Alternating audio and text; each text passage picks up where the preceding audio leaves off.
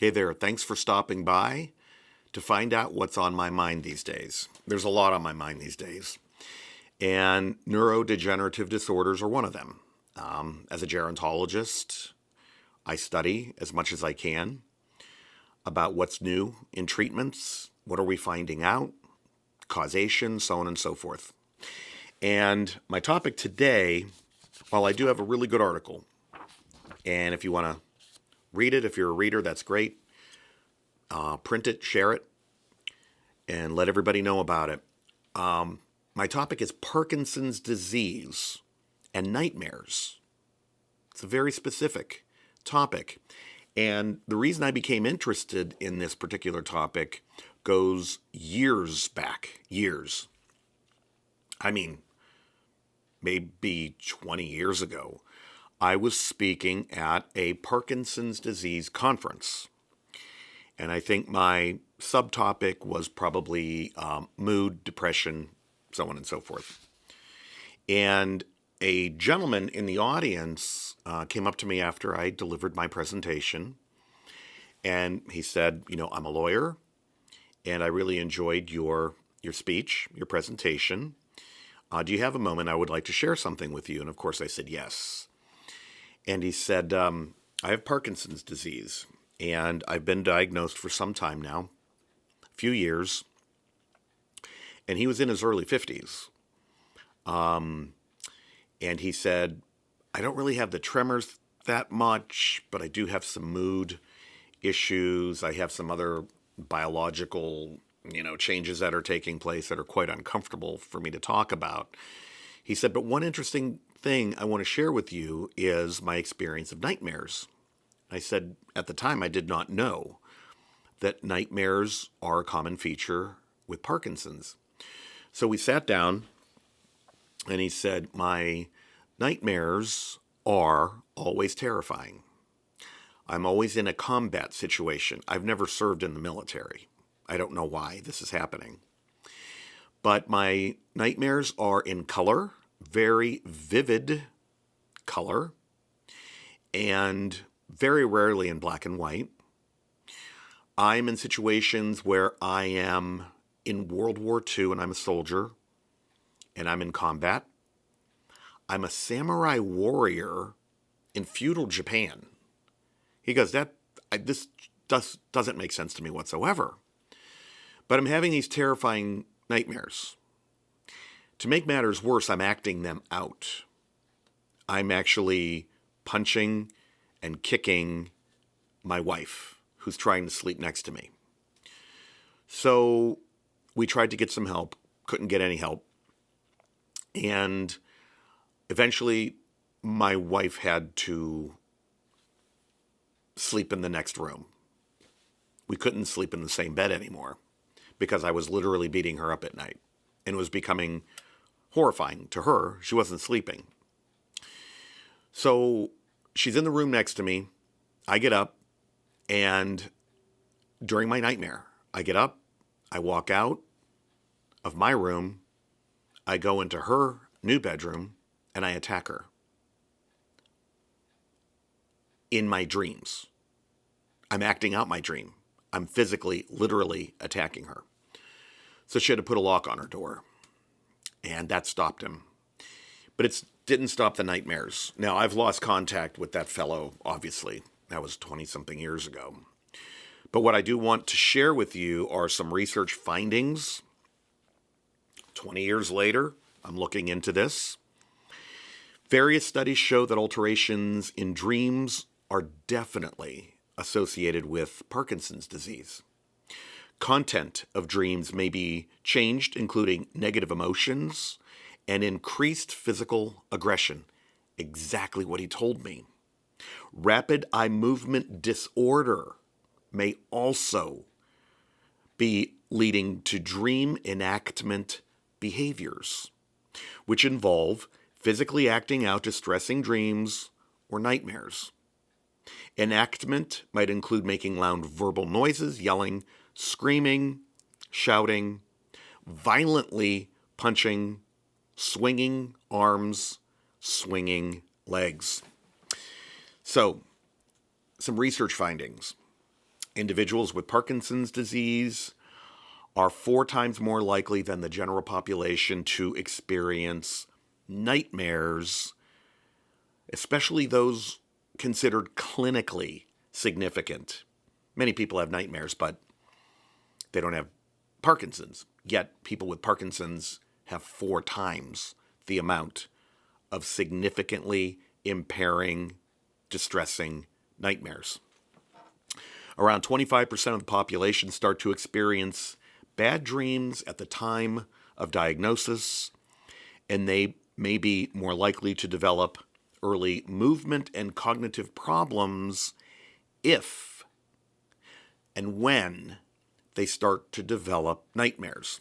So what this piece of research is telling us is, if someone with Parkinson's is newly diagnosed and they start having nightmares right out of the gate, they may also experience movement problems and cognitive problems sooner than later.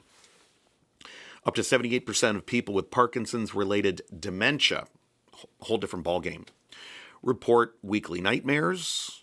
Weekly, 78%, whereas only 17% of those with Parkinson's, but not the related dementia, report those dreams. So it appears that dementia makes the dreams, the nightmares, more frequently, and they are worse. In the general population, by contrast, only 2% to 5% report having nightmares or disturbing dreams. Now, one study found that 81% of people with Parkinson's said they had frequent, intense, vivid, and very frightening dreams, and shortly after they were diagnosed. That seems to be an important phase of the disease process. They also believe the changes in their dreams were related to the onset of their movement problems by years. Now, what about age and gender? Does that matter? Here's what I found. Many studies show that the onset of nightmares in the general population begin around the age of 70, which is right around the time that symptoms of Parkinson's do first develop.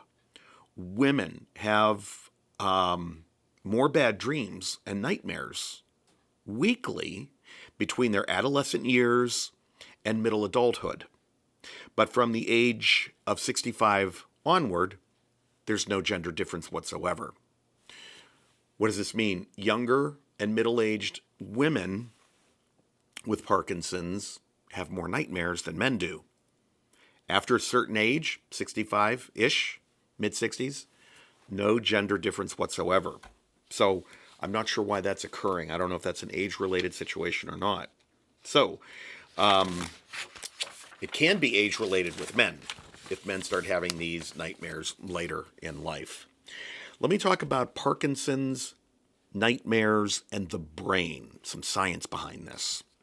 What's happening in the brain that links Parkinson's to nightmares can be the following. Evidence shows that during rapid eye movement sleep, or REM sleep, very important part of your sleep cycle, this is a stage of sleep where nightmares generally occur. There's an increased activity and blood flow in the limbic and paralimbic areas of our brain. These systems regulate emotions while we're awake, as well as during dreaming phases. This might explain why some dreams can be hyper-emotional, because the limbic and paralimbic areas of our brain regulate emotions. Some studies show that structural changes in the right frontal lobe are associated with increased frequency of distressful dreams and nightmares. And in one particular study, individuals with left-onset Parkinson's, which is related to the right hemisphere and pathology of the right hemisphere of the brain, were more likely to report frequent distressing dreams than those with right-onset Parkinson's disease. Interesting. It's also been found that nightmares can be associated with cognitive decline due to Parkinson's disease, as well as severity of depression, and anxiety as they co-occur with the disorder. Since bad dreams and mood changes are commonly seen in those with a disorder, it's thought that they're caused by the neurodegeneration of the right frontal regions of the brain, which can be thought of as now this is really fascinating, jot this down, Google this, even better, go to googlescholar.com. Neurocognitive model of nightmares. We have, in science, somewhere out there, a neurocognitive model of nightmares. I don't know about you, but I'm going to be doing some research on that. That might be my next video, my next article. But getting back to a more serious tone, Parkinson's is a devastating neurodegenerative disorder. In terms of numbers, it's second only to Alzheimer's disease. We see it more frequently in men, older men exposed to chemicals. We're seeing it explode in the population of farmers, in particular in the United States. And from what I have read and from what I know, probably due to pesticides, chemicals. So it's a bad situation. Parkinson's is bad enough on itself, and now individuals are dealing with nightmares. So there you have it. I'm Dr. Jim Collins. I hope that you got some good information out of this. If you know anyone with Parkinson's who is experiencing nightmares, share the video, the article with them. And definitely keep coming back for more and visit me. Please stay in touch. drjimcollins.com.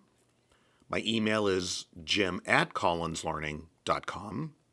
You could check out what we're doing at collinslearning.com as well as ceu.academy. I'm awfully busy, and you probably are too. So I'm going to end this video. See you soon. Thank you so much for taking some time to watch the video. I appreciate it. And if you're a licensed healthcare professional who's looking for some great continuing education, we've got it. And we are always working on brand new, fresh content for you. So you can find the link to the website in the description and keep coming back for more information. I hope to see you soon.